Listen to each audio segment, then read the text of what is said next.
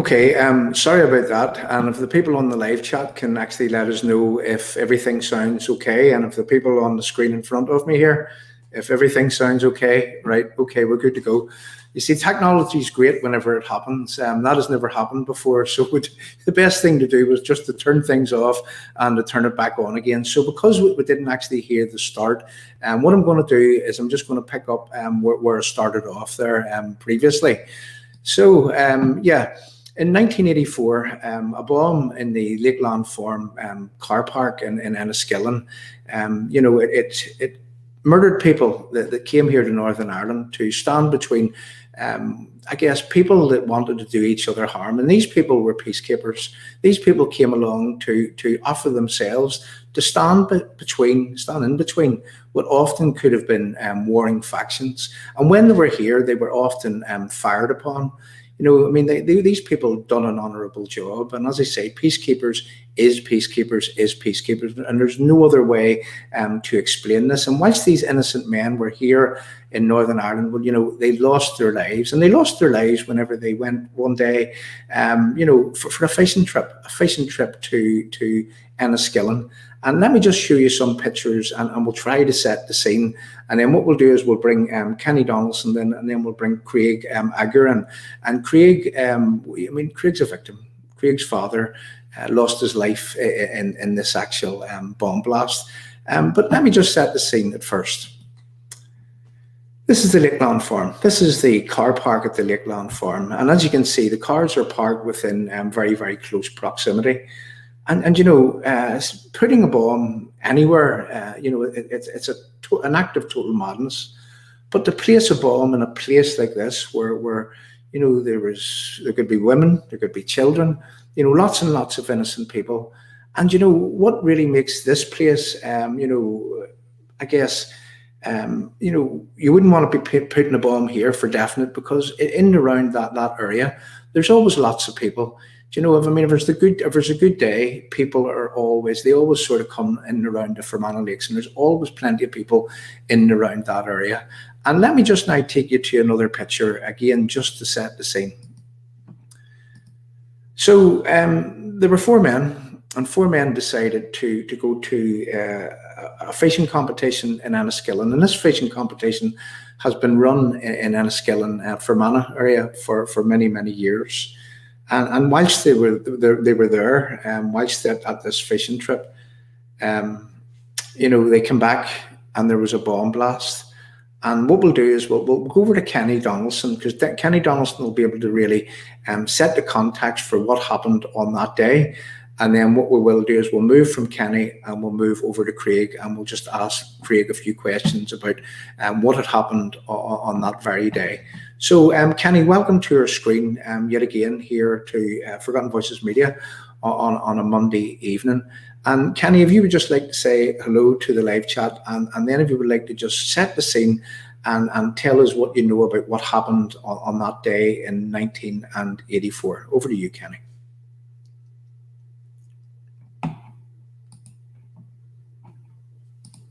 Kenny, sorry, go ahead. You're mute. Yeah.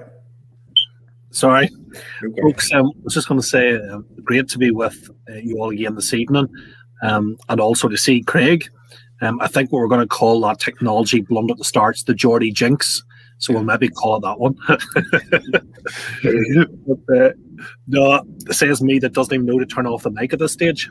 But folks, just to say that yes, 1984. The 18th of May of 1984, this particular atrocity is referred within Fermanagh as the second Enniskillen bomb, because obviously we had the Enniskillen Poppy Day bomb of the 8th of November 1987, but this was also an extremely significant bomb, and none more so in terms of the loss of life that it actually meant for.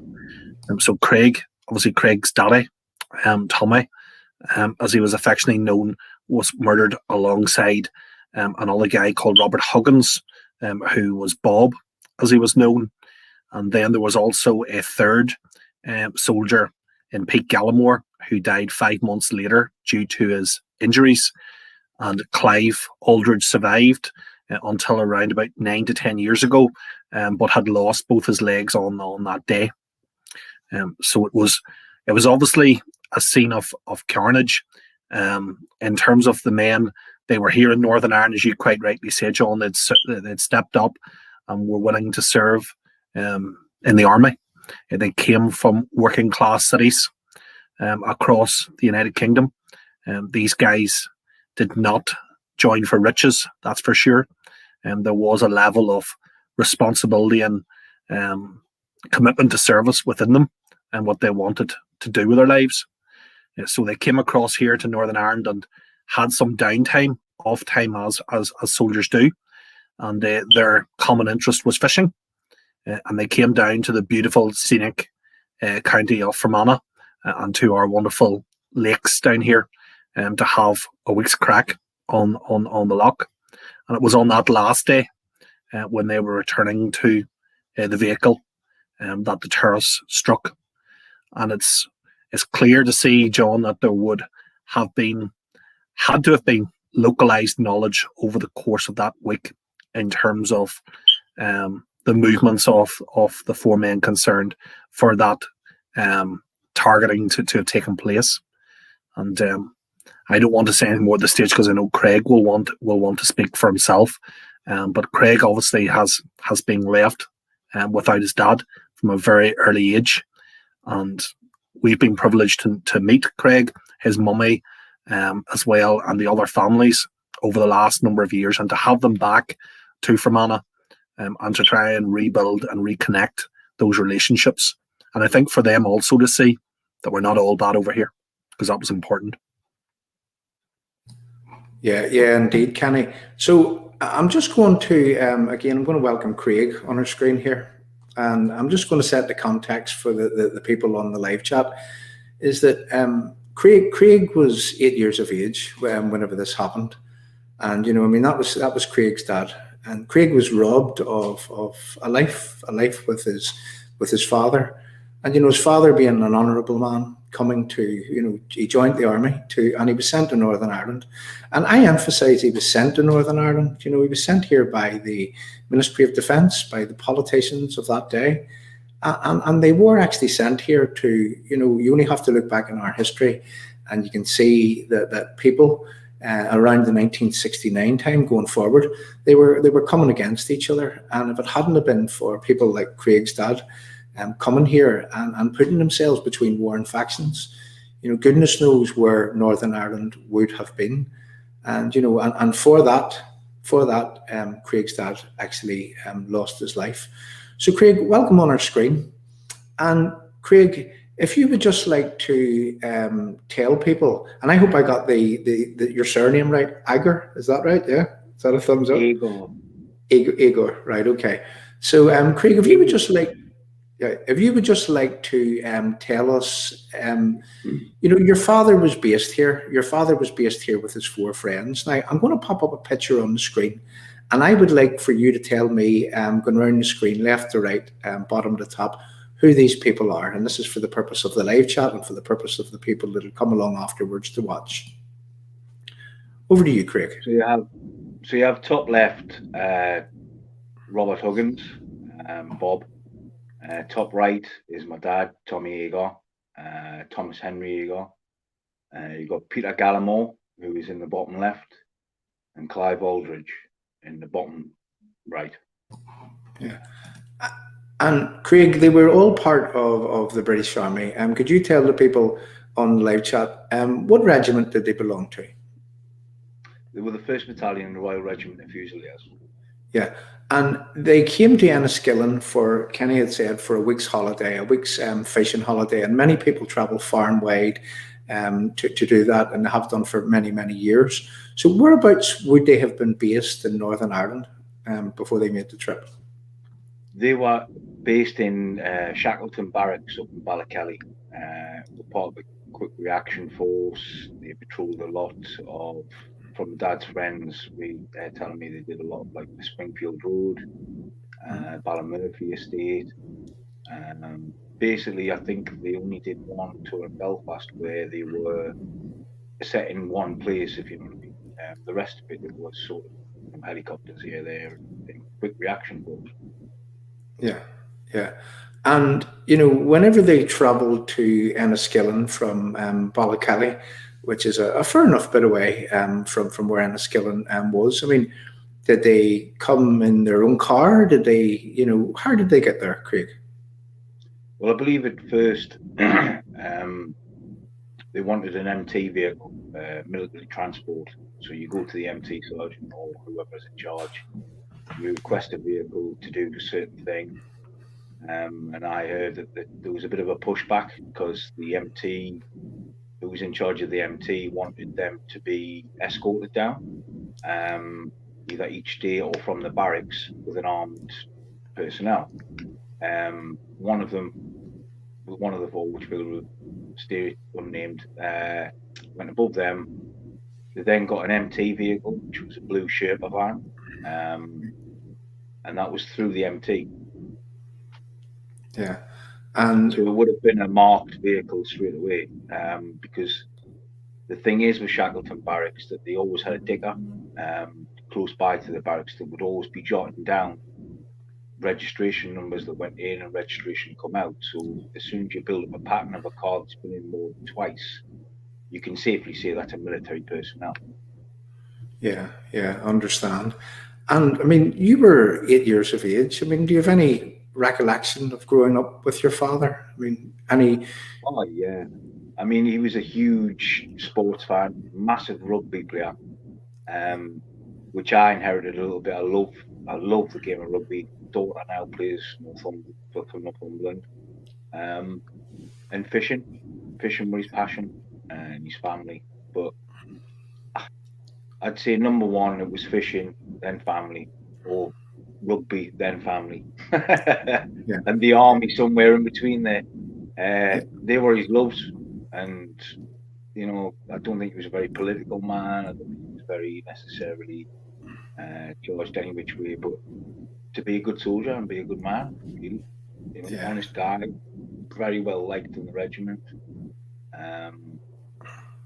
and a respected rugby player within the battalion. Won lots of trophies, Lockheed Cup. Had he been a civilian, I suggest he would have been either a professional football, rugby player, or something to do with that. Yeah, I understand. And Craig, I mean, were you an only child? You were only an only child. So you and your mum was actually left as a result of that day. Just one more question, Craig, and this is something that really intrigues me. But I mean, was there a history of the military with your family or anything? I mean, what do you know why your dad would have wanted to join the British Army? I believe at the time we have I've got cousins that have served in the Royal Anglian and the Royal Regiment Fusiliers, SAS, granddads, great-granddads, great-uncles that were in those. So I'd say the military connection is there. Not everybody went into the military, however, but had this not happened, I suggest I would follow these footsteps.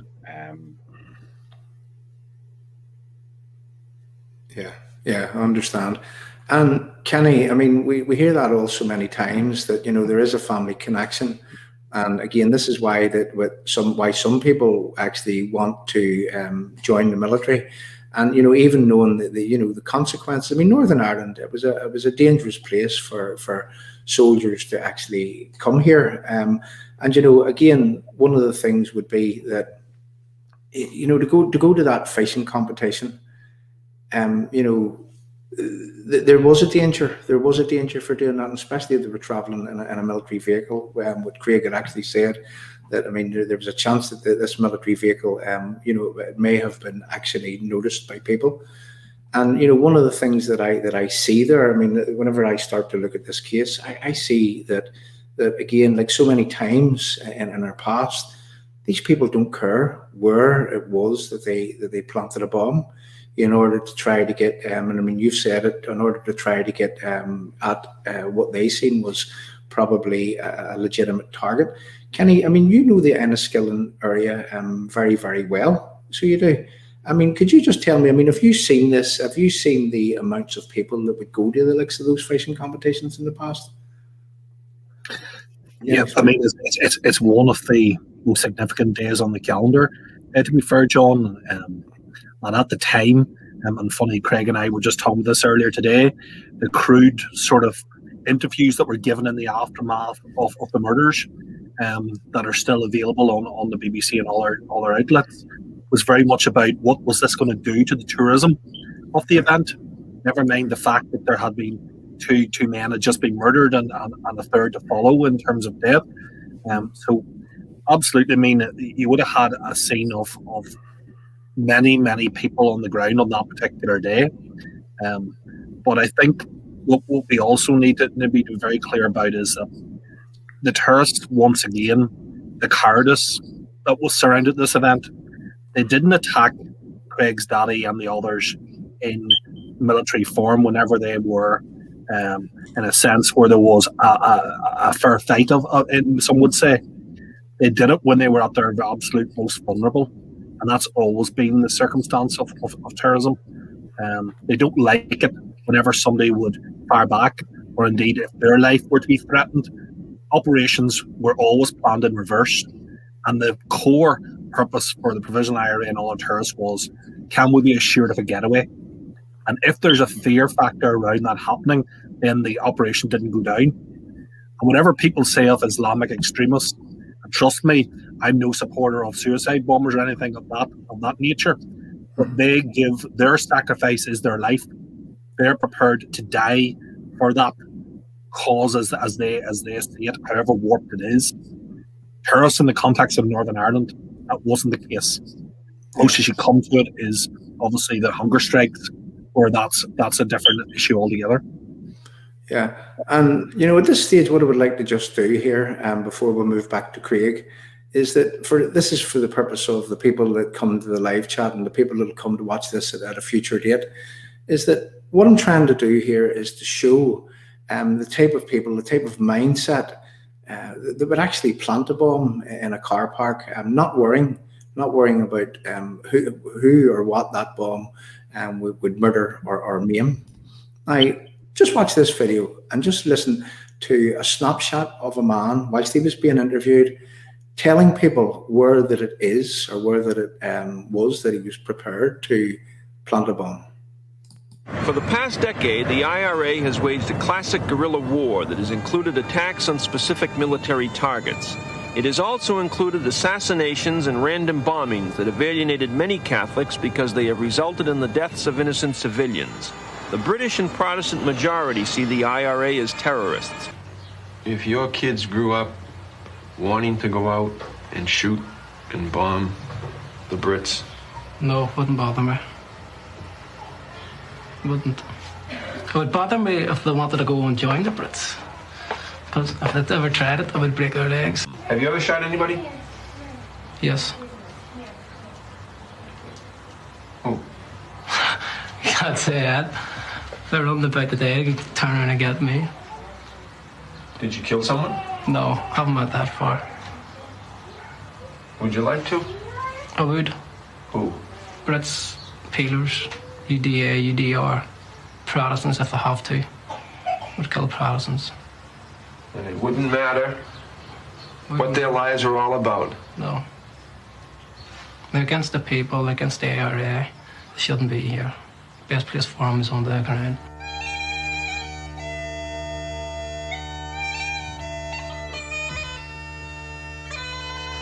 If, when you were in the IRA, if you were told to go down and plant a bomb in the emergency room at the Queen Vic, at the hospital, Yeah. would you do it? Yes. Would be done. I'd put a bomb on anywhere. In the emergency room of the hospital? Yes. If I was told to do it, I would do it. Now, a bomb doesn't know the difference between a Catholic and a Protestant. Yeah. How do you accept that? Civilians have to get injured. It can't be helped.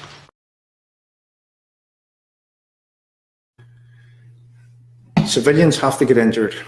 It can't be helped. And that kind of just shows the mindset that we'd plant a bomb in the Lakeland Farm car park, like we showed you at the very, very start. Craig, before I go over to you, doing the research on the case, I found this case like no other in terms of that there doesn't seem to be a lot of documentation with reference what happened on that day. To say the least, it's very, very patchy the way that things are laid out. And I thank you today, Craig, for both spending some time with me today and spending some time with me last week, really telling me all about the case, because the mainstream media, you really can't find it through the mainstream media. Yes, indeed, you can hear that there was a bomb in 1984, which killed your father, killed another man. Another man was injured, later died of his injuries. And then there was another man, he lost his legs and he died a long time later, 30 years later, from my recollection. But one thing that really struck me with this case is that this story hasn't actually been told by the mainstream media in the way that other stories actually had been told. Now, Craig, whenever I was talking to you today, you came back to Northern Ireland. You came to visit Kenny, and you told me that if it hadn't have been for Kenny and if it wasn't for SEF, the organisation that Kenny's associated with, you wouldn't have been able to understand what it was that happened on that day.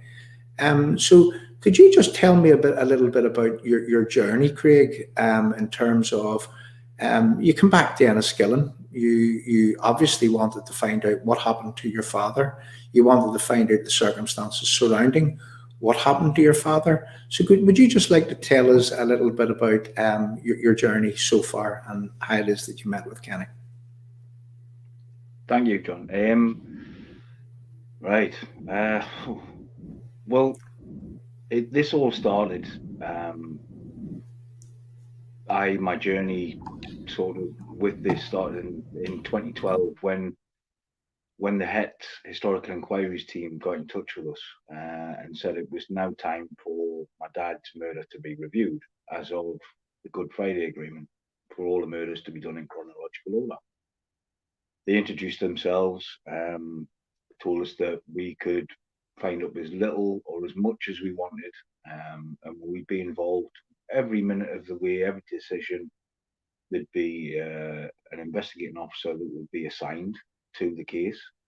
You would liaise with him and with customer services, obviously the public face of them. So I gave it a couple of days and I rang straight away. I got in touch with a guy who was the lead of the case, and he assured me he had 3 weeks to go on the case he was on now, and give him time to meet the family, finish that up, and he'd be straight on my dad's. It took months of pestering him, and then come to the point when Her Majesty's Inspectorate got involved with the Het team and shut them down. Now, it took me months and months and months of me, not them, informing me. I was on the phone every other week. They were sick of me. The lady on the reception, we actually knew each other by name. You know what I mean? And it got to the point where I realised that the case wasn't going to go any further, that Her Majesty's Inspectorate shut everything down, and that obviously something else. The next team that took over was headed by a high-ranking police officer who dealt with us directly, had us over via SEF. First of all, I knew a lady called Serena, and she got me, heard my case, at this time, when I got in touch with Serena on Facebook, I was grasping at straws. I was getting nothing from nobody. Every door was shut, MOD, the regiment, the police. I was getting nowhere with nobody. And she said, you need to talk to a guy called Kenny. And I said, can he help? She went, well, he can't hurt. You've got to get in touch with Seth. They'll help you. Never heard of them. I says, please do. When I got in touch with Kenny, it was like a door opened. And I was I wasn't knocking anymore. Excuse me. You're okay. Take your time, Craig. Because I'd spent a year asking friends of his and the regiment, anybody through it. Because before 2012, I was happy in my ignorance. Life was continuing. I knew nothing of Enniskillen. I knew nothing of the lies. I knew nothing of anything. And until they opened that, it was like opening up Pandora's box. And then developed PTSD, stuff like that. And it got obsessive. So I got in touch with Kenny. Kenny got me a solicitor to try and find legally people who had been in the same situation, and straight away he offered, come over. Would you like to come to Enniskillen?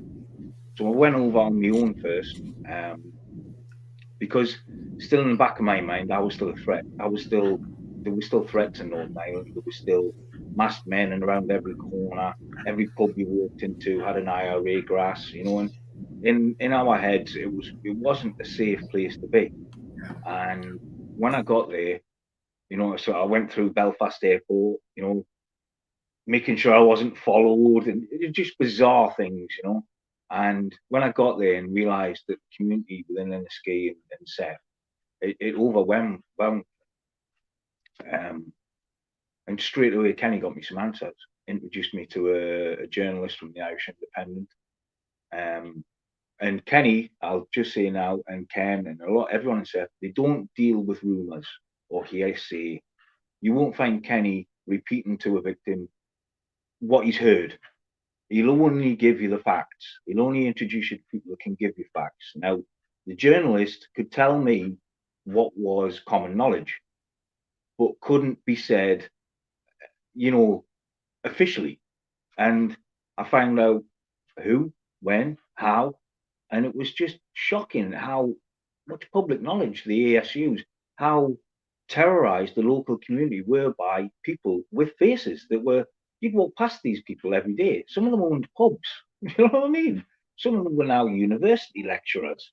Some had escaped to Boston with and on the run with a check. I mean, a lot of people don't realize that those on the runs were accompanied with checks to set up their new lives.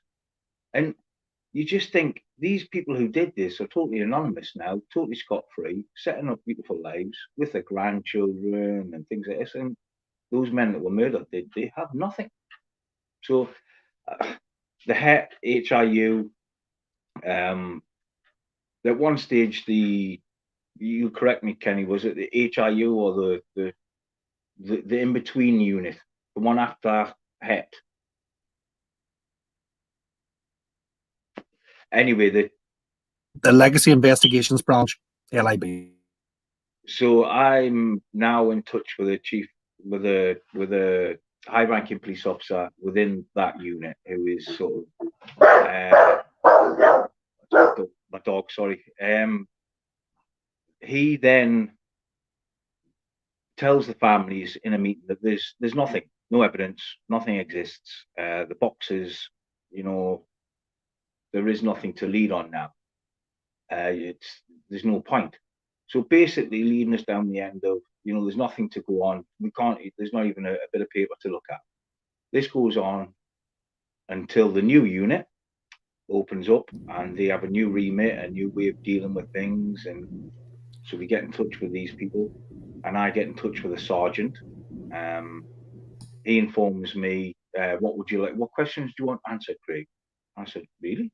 I said, where's the evidence? And he was a bit taken back by this. And I said, well, do I have to officially request this again? He went, what do you mean again?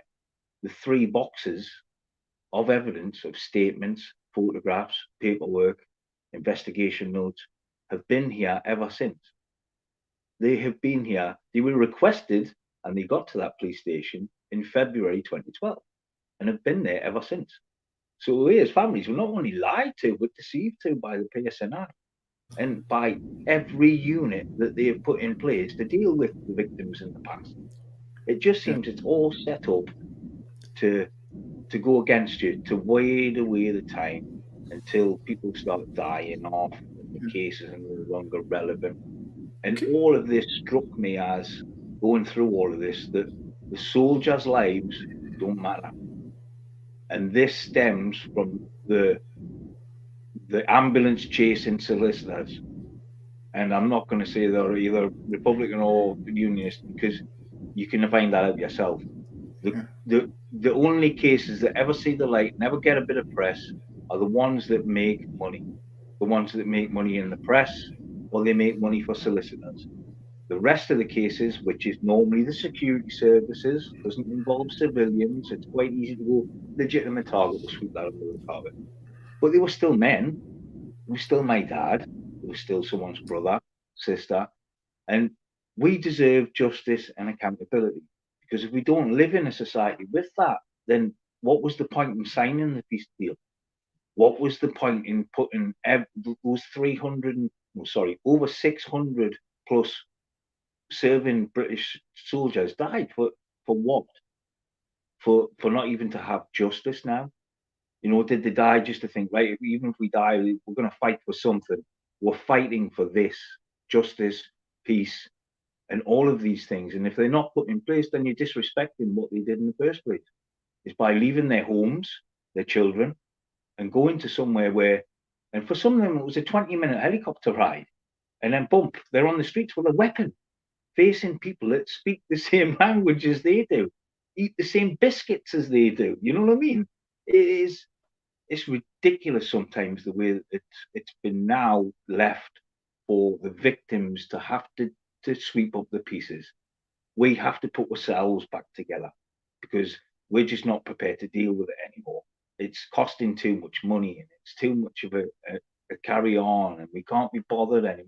That's what we get from the PSNI. I mean, I've had 3 meetings with the PSNI in 7 years, and I've instigated every single one of them with the help of Kenny and Seth.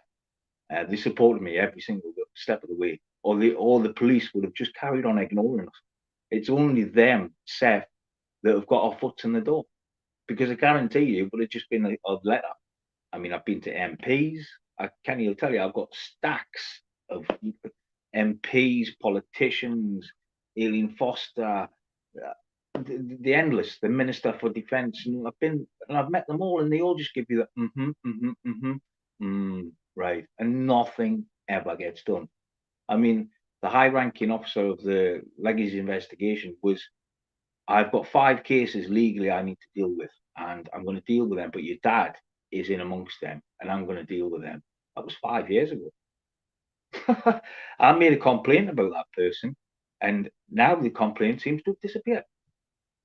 I'm alleged to have said that I'm quite happy with the way everything's been dealt with, and no further actions needed.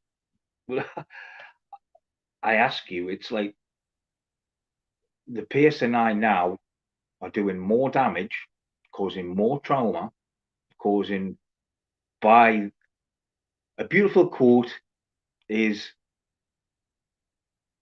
people get away with evil when good men do nothing. And that's what's happening. Yeah. People are getting away with evil and murder because good men are standing by doing nothing. Yeah, I mean, that's a perfect quote. So it is. And, you know, again, and at this point, given that you just said that, Craig, I mean, I would like to take the opportunity here and, you know, to explain that Seth, Kenny Donaldson and Kenny Donaldson's associates, I mean, they don't pick and choose which victims that they get involved with. They represent all types of victims. And in fact, last week, there was a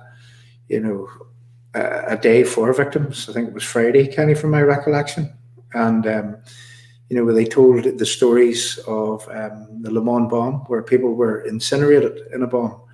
And they also, I mean, they told a story of a man to do with bombs in Dublin. They also, I mean, they done another story there. And Kenny, maybe you would just like to tell us about those cases. And this is for the purpose of making people on the screen, from no matter what persuasion or no matter what side of the fence that you come from, is that Seth and Kenny Donaldson, they represent all victims, and they represent the best interest of those victims, in order that those victims perhaps someday would get some form of justice, or even at least to try to ensure that the terrorists, they don't go on to agitate against them, add an insult to the injury. Go ahead, Craig, before we move to Kenny. Yeah. I'd just like to add, I mean, I had never met a Catholic from the Republic of Ireland, and the impression is just that, they all hate the Brits. Every one of them hate all Brits, and you just get that impression until I was introduced from Seth. They took me to Dublin and I spoke to victims of the IRA from Dublin, and you meet people who were the fathers were in the Garda and the Irish Army, and you listen to their stories and you think, like Kenny's organisation, terrorism knew no borders, it knew no boundaries, it knew no limits, it knew no depths of depravity or evil. They would do just about anything. Like your clip, I choked up when that guy spoke in the clip. His kids are in the background. How can you start a society or even think people would want to have you in charge of that society when you've got views like that? You know what I mean? Do you want me to be in charge of educating your children on the real history? Because let's get it right. If we don't get the history told properly from both sides, we're doomed to repeat it. Doomed. Yeah, definitely. Kenny, I know this is a break from Craig's story, but I think it's very, very important that people understand what SEF does and who it is that Kenny Donaldson would represent ongoing. So over to you, Kenny. If you'd just like to tell us a bit about even the victims that was involved in that the International Day for Victims, is that right? European Day for Victims of Terrorism. Yeah. That's right. Go ahead. Tell us all about it, Kenny. Thanks, John. Well, the first thing I just want to say is that there's a thread in what Craig says there, and it resonates very strongly with me. There has been, without question, a different value placed on the life of a regular army serviceman in the context of our troubles. We have a state which sent over 300,000 young men and women across that Irish Sea to serve its interests and to protect the community of this place. And the difficulty is that there's very little aftercare support for those families. Instead, what does the state do? It takes pensions of women when they remarry. It does not stand by people whom, in some circumstances, are being persecuted for alleged issues for which they have been found innocent from in many investigations. And it also does not show a level of respect to Craig, to his mum, and others who have borne that supreme sacrifice. Going out once or twice in the year with medals across your chest pushed out is not actually what it's all about. That's not illustrating care, compassion, and a commitment to do right by those families. That's merely about people dressing up for a day, and actually, in many ways, their importance, and it's a validation for themselves. So we really need to reconfigure what is needed to support families and those whom are physically and psychologically injured when they're in service. But in terms of, absolutely, John, the people that we would support, their unifying factor is that they are innocent. So they are people who went out with no criminal activity within their mind, people who went out to either serve the community or people who were civilians from right across the spectrum and who were doing their everyday activities. They weren't in the wrong place at the wrong time. Those bombs were in the wrong place at the wrong time, and those killers were in the wrong place at the wrong time. That always angers me, that trite comment whenever people say, "Oh, he was just in the wrong place at the wrong time." No, he wasn't. He was where he should have been at that time. It was the warped society we were living within, which was wrong. So last Thursday, you're right, John, we did have Eddie O'Neill, whose father was murdered in the Dublin bomb. Eddie and his slightly older brother were with their dad on that day, and Eddie was left extremely seriously injured. His father was murdered, and his mummy was expecting a ninth child, and that little child was born the next day stillborn. So he essentially lost his dad and his sister, and then has had an array of injuries to have to contend with down the years. We had Judith Jenkins and Sarah Jane Young, her daughter, from the Hyde Park bomb, which obviously is a case where criminal justice was cheated by, as Craig refers to, those on-the-run letters. The individual who was found in the civil courts to have been culpable escaped the prospect of being held accountable through the criminal courts in that particular atrocity. And then we had Dr. Andrea Nelson shared her testimony where she was made an orphan, losing both parents in that horrendous Le Mans massacre. So yes, right across the board, John, we don't discriminate.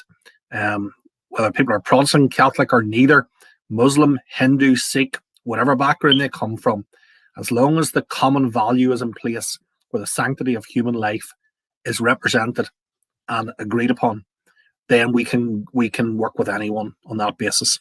But if someone justifies the terror, justifies the violence, absolutely there's no place for them in our organisation. Yeah, and just on that note, I mean, you mentioned the Hyde Park bomb, and I would just like to play a little clip, and it's about 1 minute and 30 seconds of a man that was made a victim just on that day whenever the Hyde Park bomb went off. So I would just like to play this clip, and then I'll come back and we'll talk some more to Craig. It destroyed our family. My mum aged overnight. My dad turned to the drink. It was a very, very hard man to live with. He was an ex-policeman. It turned my dad into a nasty piece of work. I couldn't wait to leave home. My sister left home at an early age, and I think it's only been probably the last 30 years that I've really got to know my dad, because from 82 up until 1990, my father turned into a monster because of some of his acts of that day. I knew of the IRA, I knew of the terrible things that they were doing over in Northern Ireland, and the people of Northern Ireland have always said deserve better than people who just go about discriminately putting bombs wherever they wish and thinking they can put their will onto good people, and that's throughout the UK.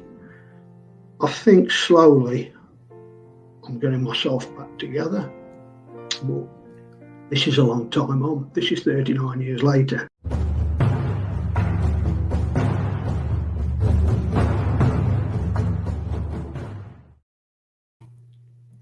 And Craig, I mean, soon what I would like to talk about is I would like to talk about, I mean, how that what happened to your father, how that it has affected you in later years. As you heard there, Mark talking about his brother, and what you can identify in that short clip is that, you know, there was a huge cost beyond you know, the man that was blown up in that actual event, and you can hear it really coming through there as Mark actually explained it.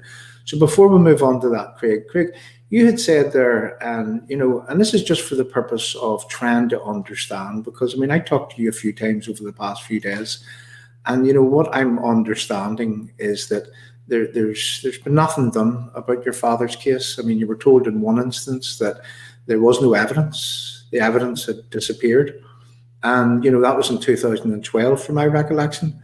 And then, you know, a few years later, or if you could maybe set that time frame, then someone says, well, yes, there's been 3 boxes here and have been here all of that time. Could you tell me the difference between when that you were first told that there was no evidence and then you were told that there actually was evidence? How long would that have taken to get those 2 statements? Kenny will probably know the first meeting we had with the police, where we got all 3 families there, didn't we, Kenny? I don't know what the date is though. If I'm not mistaken, I think that was 2015, Craig. 2014, 2015, about time. Yeah, 2015. And in that meeting, It was basically laid before us that there's nothing there. No leads, no paperwork, no nothing. That left us pretty distraught. So for years, I never accepted that because I was told by the investigating officer, and he gave me his professional word as a policeman, that I have seen your dad's box, it is sealed, and it's still there, Craig. And during a phone call with the reception, hi, Craig, yeah, I'm just wanting an update, was in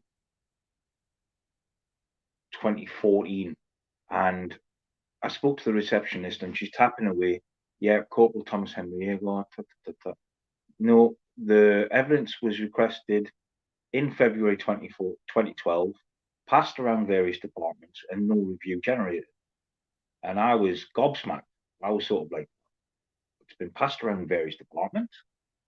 Okay.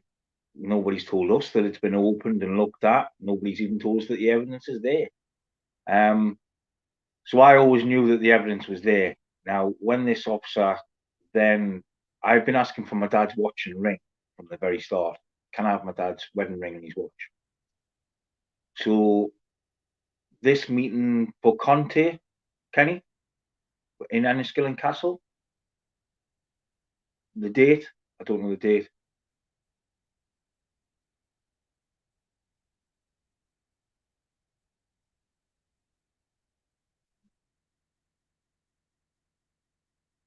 You're on mute, Kenny. I think it was late 2016, early 2017, Craig. Almost sure. Yeah.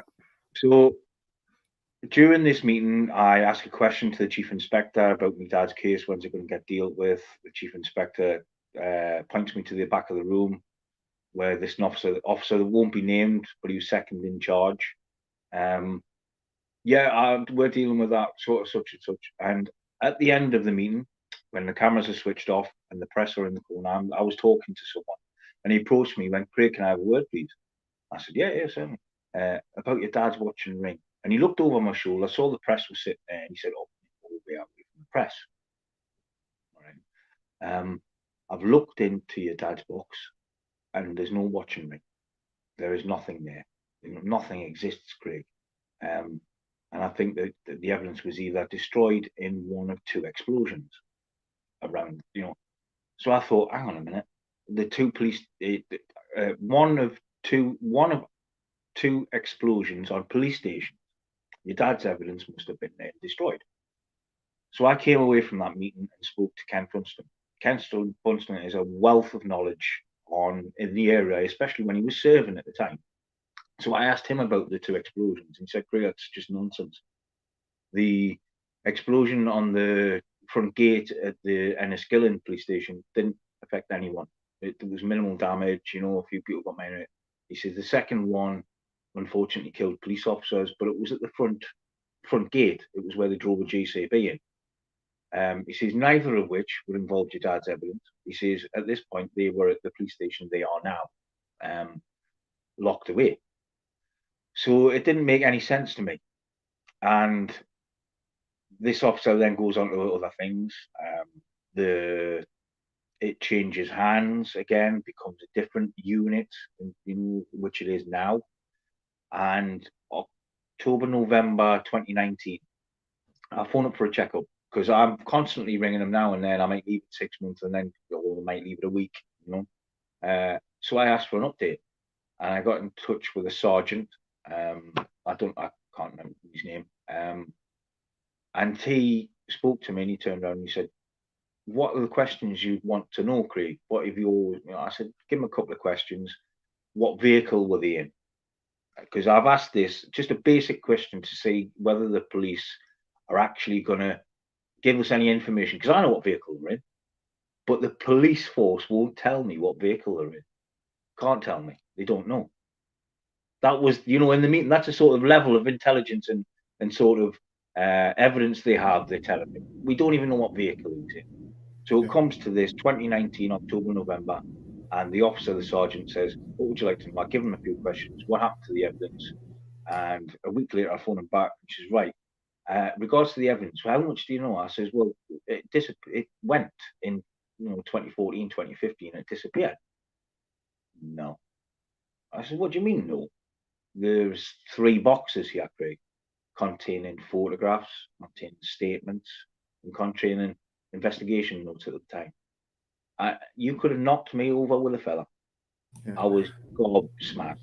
After all this time, the sergeant is telling me in that police station they've had 3 boxes of evidence relating to the 2 men's murders and to later on to Pete's murder. Yeah. And the attempted murder of Clark. I mean, put that in perspective. If that was a normal on the streets murder, that's a serial killer. You know, and it's given no attention, none whatsoever. And we're never informed in any part of this. I have to do this digging, myself. All of this. It's never the police ringing you. Oh, Craig, can you come? Would like to meet you and share some information. And each time the officers change. This time when we met them in 2020, and I went over to see with Ken, instead of the officer that told me that there was evidence there, we get 2 brand new officers that wouldn't know anything about this. I thought everything was sorted about that. I made a complaint 2 years ago. It was accepted by the ombudsman. Oh, yeah, there was something to look at. It's going to take time because of the officer that's involved is we need the rank of the same sort. So it's going to be hard, I've spoke to this guy twice, and on both occasions I've said I'm not happy. I want this looked at properly, not informally, formally investigated twice now. And the last time I phoned the ombudsman, they said, "Oh, we've been told it's all okay, and we're happy with this now when the case is dealt with." Still got the paperwork, and it just makes me laugh. Yeah. Who said that? Who's speaking for me, saying that I'm quite happy with everything? And obviously I'm not. I mean, you just have to speak to me for 5 minutes about this, and you'll understand that something is very wrong here. There is evidence, there isn't evidence. There's no press for coverage. There's nothing. The lack of it. That's why I want to write a book called "Nothing Exists," because of what I have to square away everything that happened. I've had to find out myself, and now I don't even know if what I know is real. If you know what I mean, I don't know if what was common knowledge is actually fact or fiction, or just people saying, "Yeah, it was him. It was him." Craig, I'm not allowed that justice. Do you mind? The reason why I asked you that question, it seems bizarre that you were told that there was no evidence, and then you were told that there was evidence. Now, we can put this down. That could have been human error. Error. Where people didn't know where the information was. And as you quite rightly said, I mean, the police officers are changing over time, and it's as if some of them are trying to pick up the pieces and whatnot. But I really wanted to ask you, I mean, when you were told that there was no evidence in your father's case, I mean, that was a bomb blast, Kenny. That was where forensics should have been taken, and there was all sorts of pieces, and they would have pieced together the bomb and how things happened. And to be told that there was no evidence. If you listen to the footage of the time and the inquest papers of the doctor on the scene, first on the scene, he just sets the scene, and there are people gathering evidence. There is a guy that comes up from the intelligence service. He arrives. 300 people are questioned. Statements are taken. Photographs of all of the scene are taken, and they later on told us it was a mercury tilt switch. Well, unless you've got the parts for the mercury tilt switch, how did you know? Yeah. How did you know that's a mercury tilt switch? How do you know what amounts of Semtex they used? How do they know what it was a tilt switch? Because when Clive opens the back doors, that's why he loses both legs. The 3 lads are in the van, he's outside. And, luckily or not enough, he's blown away from the van. But it's just the lack of it, the lack of clarity is just, it boggles the mind, and then you're left to think, well, why have they done this? Yeah, and can I ask you how that made you feel to finally get to talk to someone about your father's case, think that you're going to get answers, and then you were told that there was no evidence in the case? I mean, how did that make you and your mum feel? Did it give you confidence? I cried my eyes out. I cried my eyes out of the 3 meetings, because it is that frustrating. Like I said to you, we were expecting all three families. We had little notebooks with questions. I had 4 pages of questions, literally. And my first question was, is the tester, can you tell me what vehicle Dad was in? No. Yeah. And I cried. I got so frustrated I had to leave the room. And I'm welling up now because the emotions are there now, because it's so frustrating not being able to know. You know, you're the police, you've got 3 boxes here, you've known that since 2012, but I'm not allowed to know. How does that work? You know what I mean? And then I've got a police officer lying to my face, pulling me to one side at a victims conference to tell me that my dad's watch and ring were blown up in an IRA.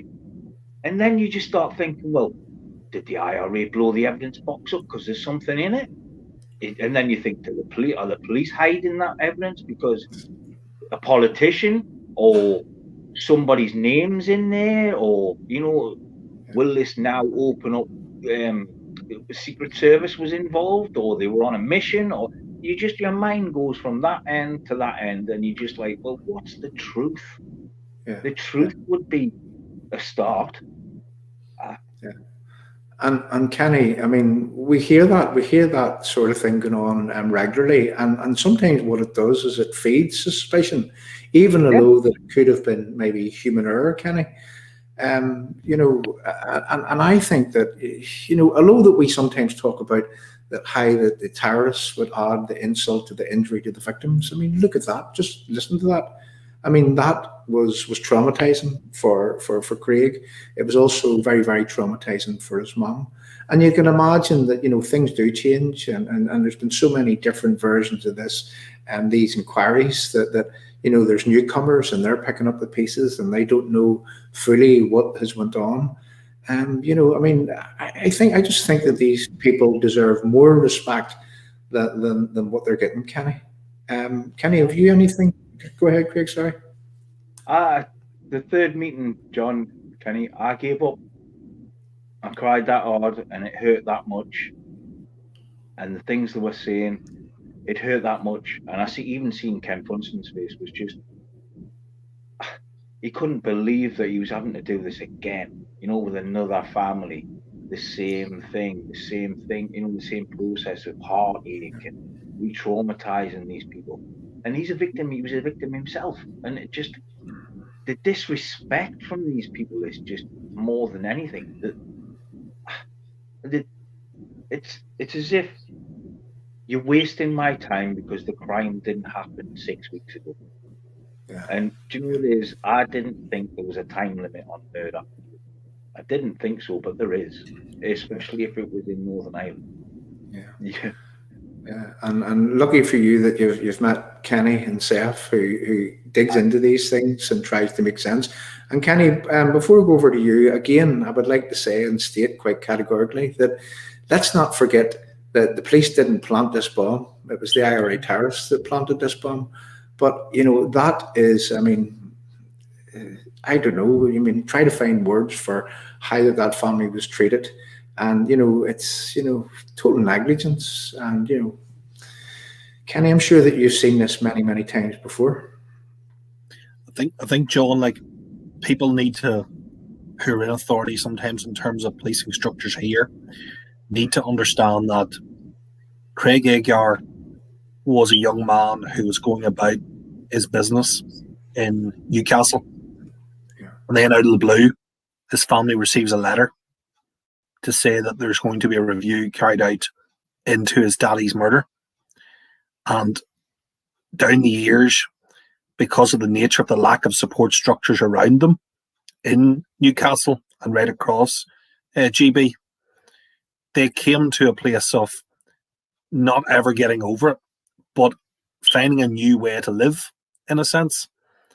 And this letter that would have been received just totally transformed that. There's the added complication as well, is that Craig's family were one of 4 families involved within this. So there's all those difficult conversations to be had between families around what people want, the variance in approach that exists, the different fears and different places people are going to be at with things.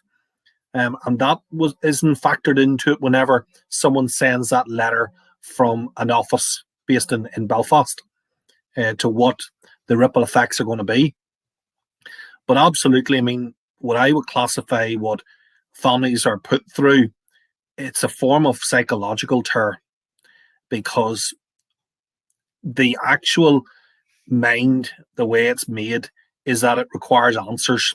And when it can't actually find those answers logically, then the space that can be almost filled up is with the conspiracy theories. And the state needs to understand that it's better coming out and giving the whole truth, nothing but the truth, however ugly it is on occasions. That's what victims and survivors would respect and ultimately be able to come through. But it's this idea of being told misinformation for them to be contradicted, and for victims and survivors to get in a place, who do we actually trust in all of this? And I'm not proud to be straight with you.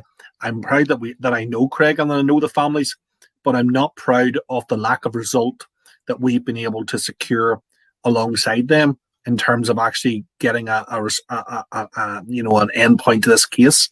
It's not there yet.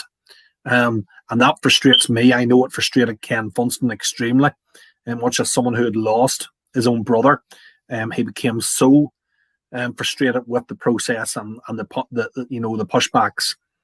But absolutely, the thing I would say to victims and survivors is, if you're going down this road, you've got to keep your own mental well-being solid and robust through it, or it literally has the potential to break you further. That's one thing I would say. I was this close. It was, I think when I started threatening IRA men online, known IRA men, it got to the point where I thought, these are getting away with this, and I've got to do something, got to say something, I don't know. It drives you mad. Madness. It is an utter madness the way it's all dealt with, because nothing in these cases ever makes sense. Nothing's ever done with sensibly, or the way you would imagine would be less painful. And like you're saying, you hit on the perfect point there, Kenny, because the truth sometimes unlocks a lot of things. There was one thing we'd heard from a source from when the helicopters arrived at the hospital, that one of either Bob or my dad had survived his surgery, and they'd let a family in, and the family had consoled them in surgery, and we were all thinking, well, we weren't there, and the Hugginses weren't there, and the Gallimores weren't there, and the Aldridges weren't there. So what's he talking about? And you think, did my dad suffer? Was he suffering all that way? Did he suffer for God knows how many hours? Was he lying there, And that's traumatizing as well, to think that what your loved one was just, lying there in agony or whatever.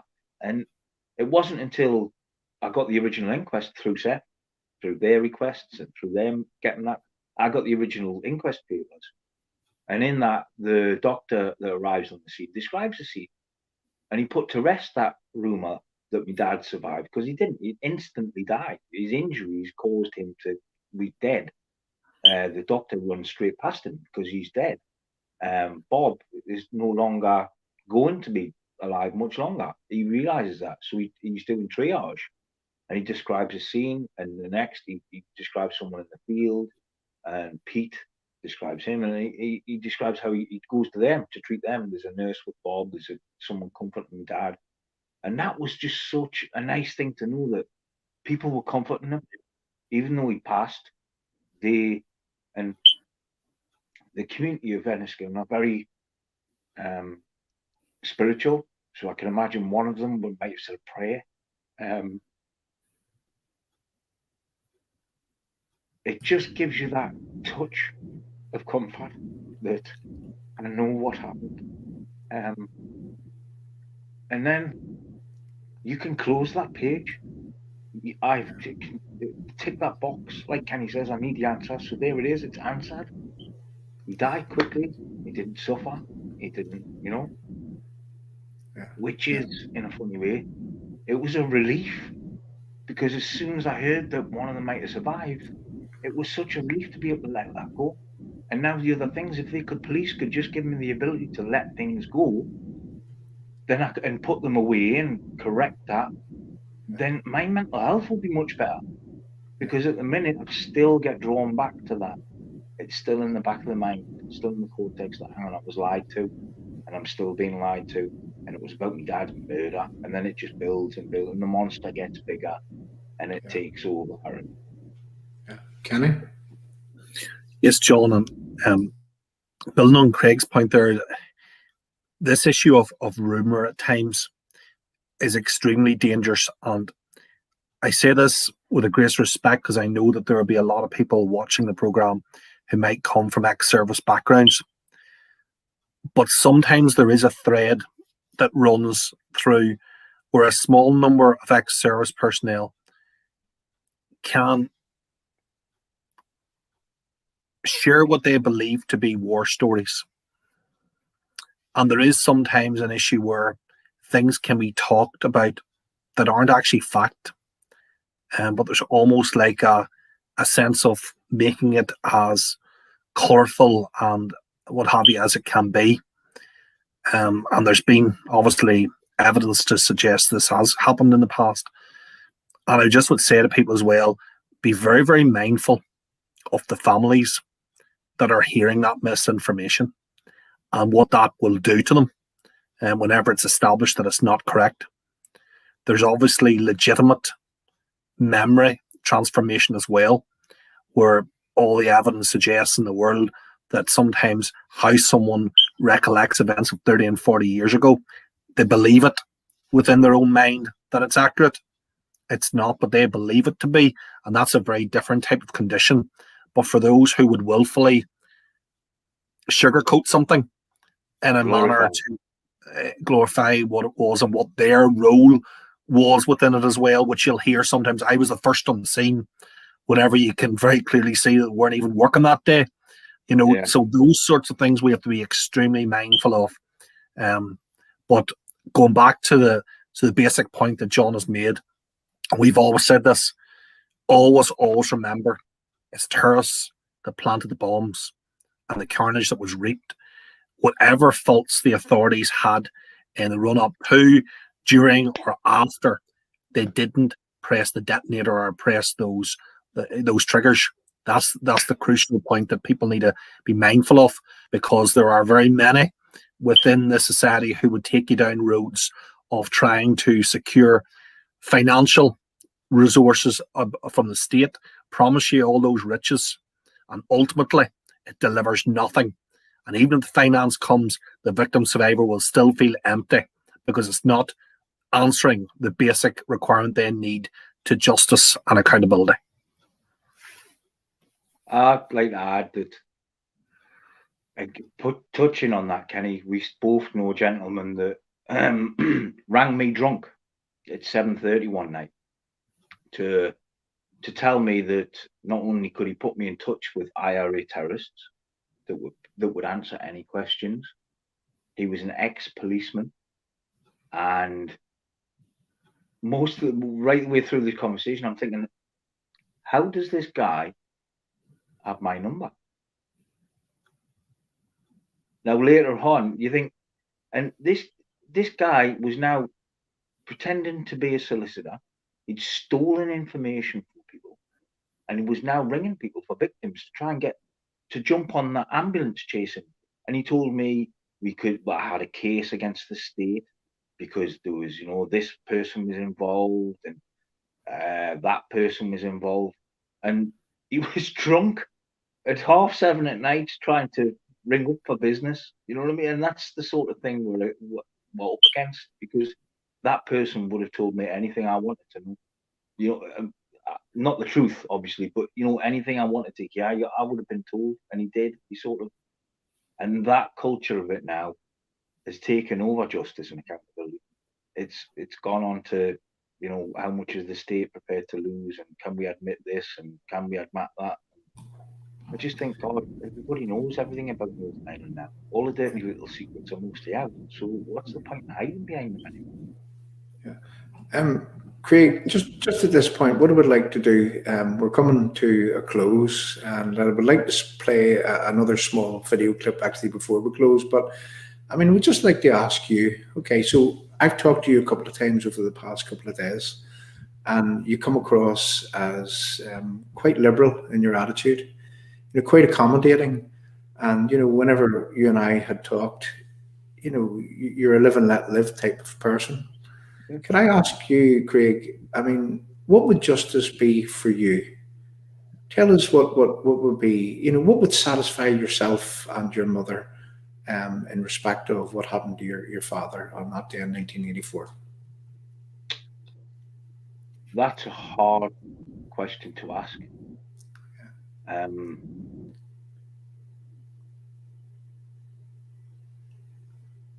The very first thing I would expect would be more respect from them.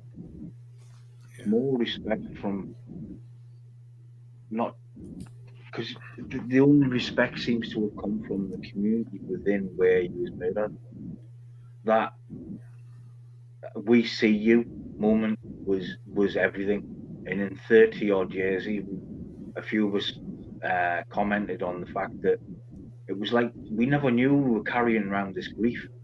Seth set us up a beautiful counsellor, and the first time we all went over, we sat down with Ruth, and she was so easy to talk to. Every single one of us opened up. Now, Kenny will tell you that my mum's really hard to open up to anybody. She opened up to her. You know, Christine opened up to her. And we were all about laughing at one point. And Christine described it as it was like taking an overcoat off. We've been carrying around these coats for so long, and the lies you've been told. And when you actually speak to people in Fermanagh, it was, you just realise you're not the only one, and that these people do really care. You know what I mean? Yeah. Well, thanks for that. So again, what I want to do, just before we close here, we'll just go over the time just slightly. I would like to play a little video, and I would like to, I guess, ask what it is that let me get the video up. But just bear with me for 2 seconds. You know, there's an amount of glorifying terrorism going on in Northern Ireland right now, and cheerleaded by I guess even government figures across the world. And you know, the more victims that we speak to, and the more stories we hear, just like yours, Craig, you know, I identify like an insult that is being added to the injury that has already been caused to the likes of yourself, the likes of your mother. And then when we hear that there's no justice whatsoever for your father, you know, we then hear others within society almost normalizing what happened. You know, myself and Kenny, we done a stream just last week, and we were talking about how it is that within this Republican movement, particularly, they continue to bring children into the apparatus within the organisation, glorifying what it is that these people done when they planted their bombs.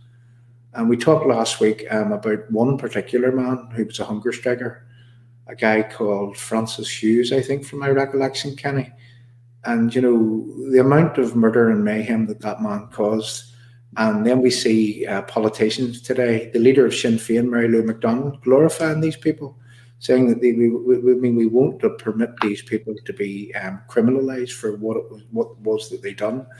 But as we laid it out last week, we noticed a huge trail of criminality, murder and mayhem, bombing, shooting, killing innocent people is what we heard. I highlighted something on a show the other day, and I just want to play this video. And, you know, again, I would like to ask for a comment from the both of you, but this was on the BBC, and it was in the afternoon time between 3 and 4, where a BBC journalist was permitting in my honest opinion, the glorification of terrorism, and without stopping this person and saying, surely this was wrong. And let me just play the clip. We'll come back and I'll ask the question and we'll take a few comments and then we'll be going to a close. So I would just like to play this for one moment. Bend in the River is directed by Colin Broderick, who is on the line now from New Jersey. Colin, welcome to the programme. Good afternoon or good morning to you. I had friends who I knew who were in the Loughgall massacre and, different people who were killed. And I was one of those boys who got on a plane and left. To Bend in the River is directed by Colin Broderick, who is on the line now from New Jersey. Colin, welcome to the programme. Good afternoon or good morning to you. I had friends who I knew who were in the Loughgall massacre and, different people who were killed. And I was one of those boys who got on a plane and left the Loughgall massacre. I had friends who I knew who were in the Loughgall massacre. I had friends. So without labouring on that point, I nearly fell off my seat one day when I heard this man on a BBC radio channel saying that he had friends in the Loughgall massacre. I'll tell you what a massacre was, and I'm sure that others have their thoughts. Le Mans, where terrorists incinerated people, was a massacre. The Enniskillen bomb was a massacre. What happened to your father was a massacre, Craig. And what happened on the Shankill bomb, amongst many other places, Bloody Friday, they were massacres. Yeah. Now, what we had here was that we had Loughgall, and we had terrorists who had a bomb, and they had guns, and they were going to murder innocent policemen in a police station. And lucky for the policemen, the security service were lying in wait for them. But the point that I'm driving at here is that this is almost being normalised in Northern Ireland now, with a BBC, a public broadcaster, not actually stepping in to say, hold on, that wasn't a massacre, that was terrorists going out to murder innocent policemen. And no matter what side of the fence that you're on, you cannot think that was right, that innocent people who were law enforcement, the protectors of the people, putting themselves in very, very dangerous situations. Your father, when he came here, Craig, he's a hero, along with many other heroes that put themselves, often being fired upon, put themselves in situations whereby that they, well, what happened to your father? He did lose his life.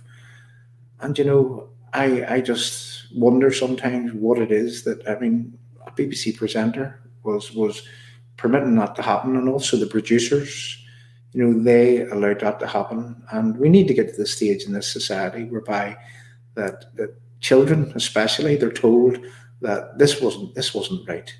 This was wrong. Murder, mayhem, blowing up people can never, ever, ever be right. And we can never, ever have a society whereby that we would say that was right, or we would somehow try to glorify it. So, Kenny, I would just like to go to you first there, and if you could just tell me, what you think when you heard that. Well, John, it's a very, very important point you make. I suppose in working with victims' families, we would have cause to request old footage from both BBC, UTV, and indeed other networks. And it's remarkable to hear the transformation in language and what I would call sponsored narrative from the establishment that has taken place over the years. In the 80s, tail end of the 80s, I recall reports concerning the Ballygolly bus bomb, murder, mayhem, terrorism, targeting of innocent young life. These sorts of phraseologies was what was commonplace and understood as the truth at that point. Fast forward now, what we have 30 and a bit years later, you'll barely hear the term murdered. You decreasingly hear the term terrorism. You hear more of the term conflict, and war is creeping in more and more so also. And it's coming to a point where the end game is This was a mess. We all did terrible things to one another. We need to close that chapter and then move forward into the sunset together. And the difficulty is that we do not have an investigative media here. We do have some exceptions, where some people still hold true to the ethics of the journalism to which they went into, and they will, without fear or fervour, push people and ask those hard questions. But increasingly, others will not. They have succumbed to this rewrite, and it's incessant.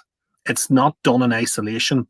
People hunt in packs to do this. Our education system, there's an infiltration of ideology within it, and that's intention is to destroy another mind, another generation of minds. That this callous, brutal terrorism that occurred for over 30 years was somehow unavoidable. It had to occur to bring us to a point where we had an equal society in Northern Ireland. What a bunch of lies and tosh. And that's why victims' voices such as Craig, Agar's and others have to soar. They've got to come to the fore more. Because if we think that our political class, or indeed the heads of our churches, are somehow going to make sure that there's integrity around these issues, ain't happening. The victims and survivors, sadly, have another journey to travel, and it's the journey to preserve the truth and integrity of the past, what their loved ones stood for, the honour, the integrity, and to make sure that terrorism never, ever succeeds in that cause that it's involved in of justification, retrospective justification. Yeah, thanks for that, Kenny. And as I move on to Craig, really for closing comments. Craig, yourself, we spoke today and we were talking about how that this dreadful mess could be sorted out. And as Kenny said, we need to find a way of moving forward together and, disregarding what it is that the agitators, the terrorists, the psychological terrorists, which continue to agitate against people, disregarding what it is that they do and trying to reach out into, I guess, the other community.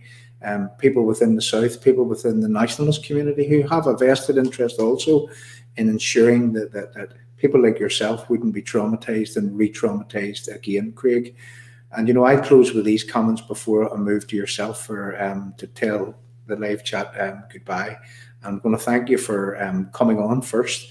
I'm going to say how brave that you really were. I can see how traumatic that it's been for you. And I really hope from the bottom of my heart that you get some sort of justice for your father. And I've no doubt that Kenny will continue to try to help you to achieve that justice. But in closing, before I move to you, Craig, that I mentioned a word. Now, please accept my apologies that we didn't actually get to play a song that you and I talked about. Is that, and I'm just actually stating it. Well, if you're going to sing it, you could actually. So, Kenny, mate. People, whenever I spoke to Craig last week, is that he went out on a journey to try to get some sort of justice for his father, and I could tell by these very words how hard that it was for Craig to actually step up and to try to get the justice for his father, because he mentioned to me a little song by Emily Sandy, and the words go is that you've got to sing, you've got to shout, you've got to make them words cry out, put it in all of the papers, read all about it. And it goes on to say that you've got the words to change a nation, but you're biting your tongue. You spent a lifetime stuck in silence, thinking you'll say something wrong. If no one ever hears it, how are they ever going to hear your song? So come on, come on, come on, come on. That's the words of that song, Kenny. That is a very, very powerful song. And you could just imagine the depth of feeling from a man like Craig whenever he tells you that song gave him inspiration to go and to speak up for his father. Well, Craig, I'm going to say, you got to excuse me, I'm choking up myself even saying that. It's that song. And it is. And I'll tell you why, because it means a lot to me also, whether or not to stick my head above the parapet in order to ensure that the victims they get some sort of justice. And I have to say, I'm happy to do this. Kenny Donaldson's happy to do this. And, together we can sing and we can shout and we can make the words cry out. Absolutely. And that's the way that it's going to have to be done. So, Craig, thank you for coming along. Thank you very much for the live chat, for coming along, leaving the comments. And, if you would just like to leave with closing comments, Craig, I really appreciate what you've done. I mean that from the bottom of my heart. Thank you. Over to you, Craig. Thank you all. Thank you too for it's an important thing. It leads all back to the same thing, that we wanted peace, we got it. We need justice and accountability to make it stick, because every one of these points leads back to the same thing, that if we can't move forward till we address it. And look, as me personally, along this journey, I've met people that I thought I would hate. And I'll tell you one funny story. When we got to Dublin, I was to Kenny, says, there's a guy called Finian. Now, the word Fenian was coming out. Now, in the truest sense, that's an insult, but if you look back in history, it's actually a compliment, because it's a Celtic warrior. You know what I mean? But you know the language around that. And I was in the middle of Dublin, and I'm like this thinking, I'm gonna call him Fenian in the middle of Dublin. You know what I mean? But it's because I've had the experience of meeting these people that I understand that there is a massive family of us. And that song means so much, is because we all need to gather together and be heard. Because I truly believe that if they finally start listening to us and us telling them what is wrong, where they're going wrong, and how they're making people feel, that are then passing that on to the generations below them. I'm fortunate because I told my daughter the truth. I've told her there was two sides. There are two sides to every battle. And it's about getting that right, addressing it properly. And we haven't done that because the people who were responsible for all of this, i.e. the men and women that made the unstable culture in Northern Ireland in '69 and forced the military to the streets, because the RUC carrying guns wasn't enough. They were blowing innocent people up. So you get to that and it still hasn't been addressed. So that wound is still there. And the sooner we get our heads around that, all of the talking, all of the dancing around it, sooner or later, these subjects are going to come to the forefront like they are now during Brexit. These people haven't gone away. They've still got the same views. Totalitarian. You're either this or you're either that. Well, that's not the camp that we want to be in. You know what I mean? Listening to these people that want to divide us is not the future. And the only people that not addressing this properly protects is the people that were guilty in the first place. I mean, McGuinness has never seen a day in prison in his life. Jerry Adams has only seen the inside of the posh suites at Belfast police station because of the Boston tapes. The stuff's out there. The evidence is out there. The testimony, Dolores. There's lots of IRA men that have got nothing to gain and nothing to lose by telling the truth, that have told the truth.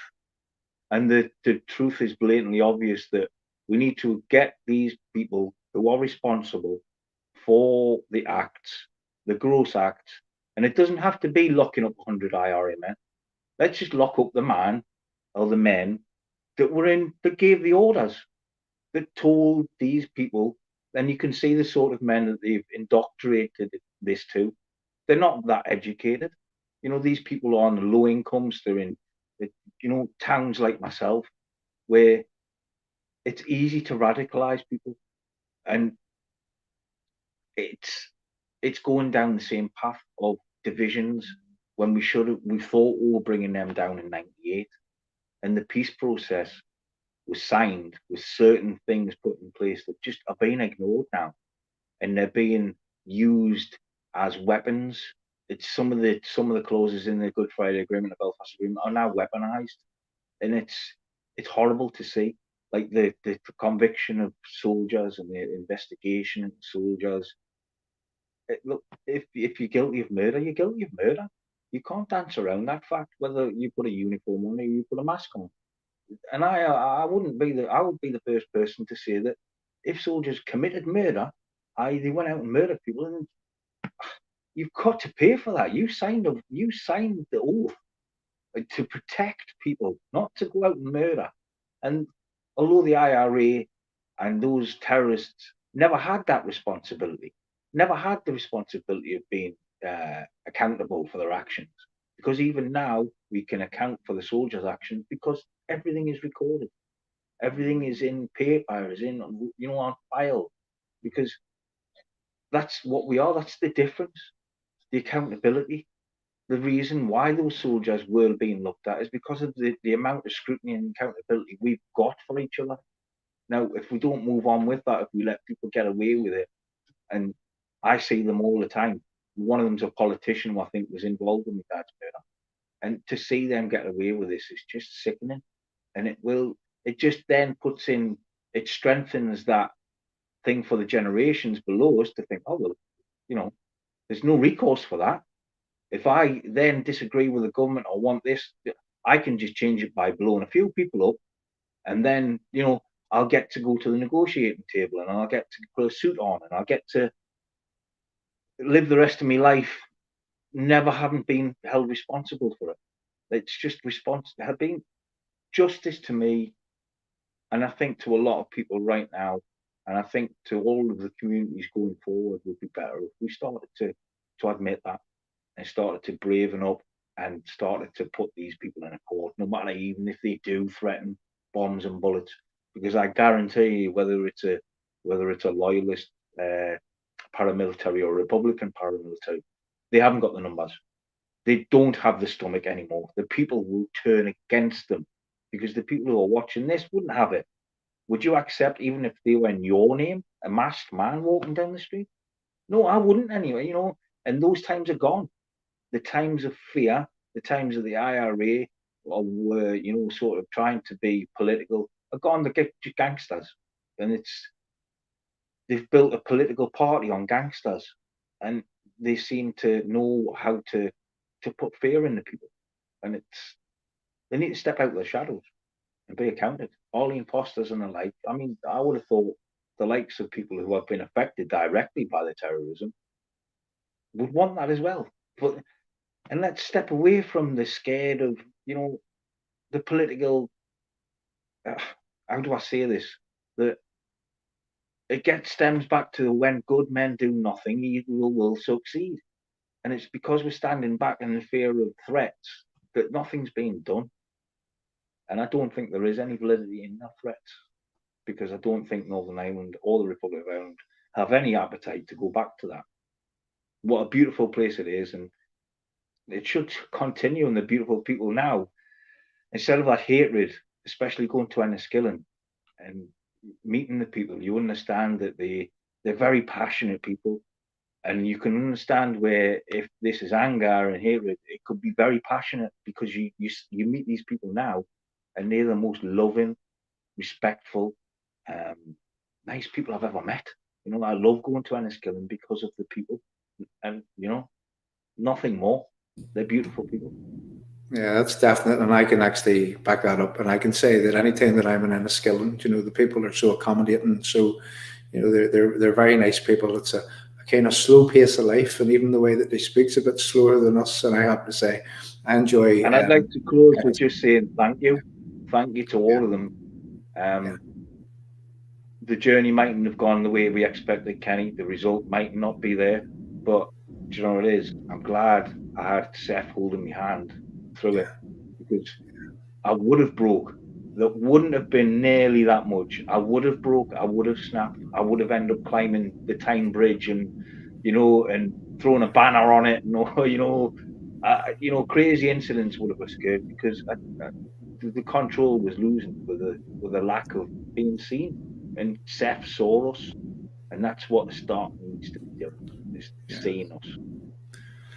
Craig, thank you very much. Thank you, Kenny, for coming along. And what I'm going to do is I'm going to play us out with a short clip, and I'm going to emphasize here, and that's, no matter what side of the community that you're from, if you're watching this, if you're watching it now, if you're watching it again down the line, I mean, try to understand that it serves no one's purpose if organizations, they continue to indoctrinate children into the ways, the tested and tried ways of the past, which were totally wrong. And, and any adult that would want to do that, they need to examine themselves, and they need to examine their consciences, and they need to realize where it is that they're leading their own communities. Just on the run-up to the Brexit process, there was a little video that was put together, and this is how we're going to play ourselves out. We're going to play ourselves out just to show you how that it is that leading people in life would actually use the veiled threat of terrorism to try to get their way. And that's another thing that we need washed out of our society, and that's no matter what side of the society that you come from, because people are never ever going to get the chance for real reconciliation whilst these people exist and whilst these people use the veiled threat of terrorism to have their political way. So thank you very much, people. Don't go anywhere in the background. We'll play us out with this little clip, and then there'll be a short song, and we'll see you on the background. Thanks very much, people, for coming along, and we'll see you again on Wednesday evening. Thank you. What that border is going to look like. It would involve customs posts, it would involve people in uniform, and it may involve the need, for example, for cameras, physical infrastructure, possibly police presence or an army presence to back it up. The problem with that in the context of Irish politics and history is those things become targets. Exactly. If they attempt to put a recognisable border on the island of Ireland, I guarantee, in fact, I know that arrangements are already being made. There'll be violence again. Now, checks on the border would, I think, allow some people who are a small minority but who still want to carry on violence, would allow them the opportunity to attack border posts or border guards. The UK government says that it won't put up a border even if there isn't a deal. So the EU will insist on a border. We have to make sure that the interests of the European Union and of the internal market will be preserved. It'll be a hard border. They will put up checkpoints. They will eventually have to put police to protect customs officers. The police will need the protection of the British Army, and we're back to square one. It would be my judgment that if there was a hard Brexit and a border with physical structure, I would be very sure that the dissidents would be violently against it. Even violence could return if that border is put into place in some way. There is a fear, and I'd have to say that fear has grown more and more over the last few years. I mean, we know there's dissident activity. We know they've been recruiting. All of us built the Good Friday Agreement and a peace process that's now very robust. But Brexit threatens to sunder all of that. We do not want a guarded border. Keep history in mind. There is still women and men that are willing and capable of carrying out acts of armed resistance against the British state. We have the dissidents on our group who feed off these spectaculars, and there is no doubt that they will attack any type of installation along that border. In fact, I know that arrangements are already being made. There'll be violence again.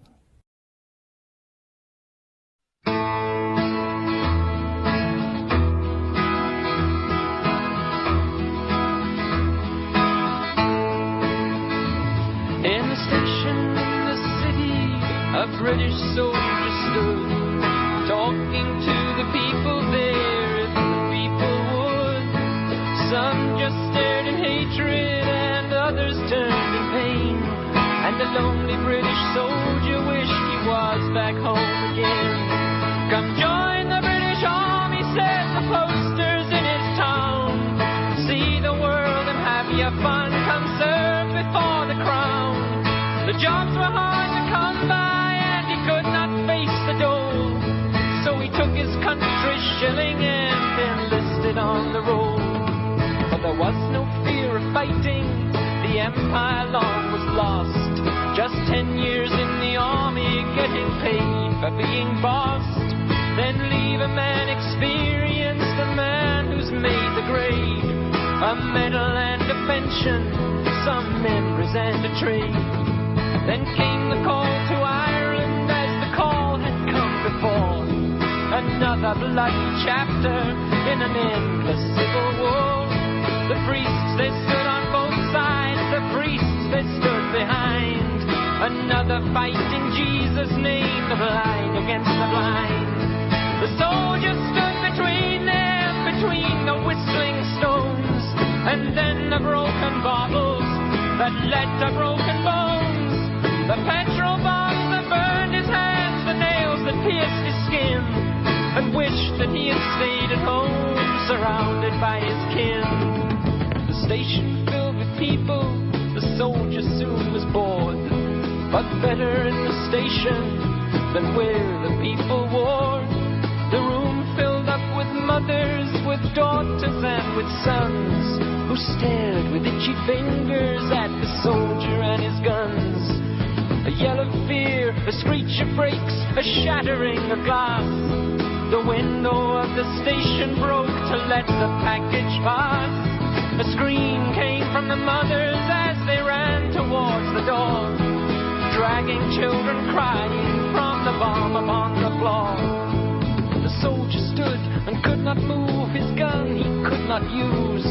He knew the bomb had seconds and not minutes on the fuse. He could not run to pick it up and throw it in the street. There were far too many people there, too many running feet. Take cover, yelled the soldier, take cover for your lives. And the Irishmen threw down their young and stood before their wives. They turned towards the soldier, their eyes alive with fear. For God's sake, save our children, or they'll end the short lives here. The soldier moved towards the bomb, his stomach like a stone. Why was this his battle, God? Why was he alone? He lay down on the package and he murmured one farewell to those at home in England, to those he loved so well. He saw the sights of summer, felt the wind upon his brow. The young girls in the city parks, how precious were they now? The soaring of the swallow, the beauty of the swan, the music of the turning earth, so soon would it be gone. A muffled soft explosion and the room began to quake. The soldier blown across the floor, his blood a crimson lake. They never heard him cry or shout, they never heard him moan. And they turned their children's faces from the blood and from the bone. The crowd